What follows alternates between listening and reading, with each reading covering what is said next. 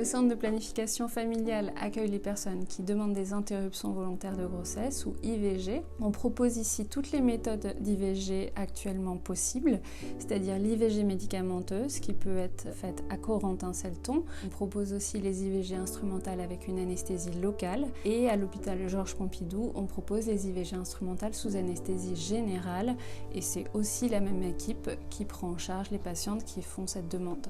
On propose aussi des consultations axées sur la contraception et sur les autres questions qui ont un lien avec la santé sexuelle de façon un peu plus générale. Les personnes sont reçues par un médecin qui va recueillir les éléments médicaux, informer sur les méthodes d'IVG possibles, éventuellement réaliser ou prescrire des examens complémentaires. Elle peut être reçue seule ou avec la personne qui l'accompagne si elle le souhaite. La personne va aussi rencontrer une conseillère conjugale et familiale. On a la chance d'avoir des conseillères tous les jours ici, ce qui permet de proposer l'entretien psychosocial qui est prévu par la loi. Puis elle rencontrera l'infirmière pour les prélèvements sanguins s'il y en a besoin. À l'issue de ces rencontres, peut être programmée une IVG par la méthode qui aura été choisie ou s'il n'y a pas de décision prise à ce moment-là. Évidemment, les personnes sont libres de prendre le temps dont elles ont besoin. Dans ce cas-là, on l'informe des dates jusqu'auxquelles l'avortement est possible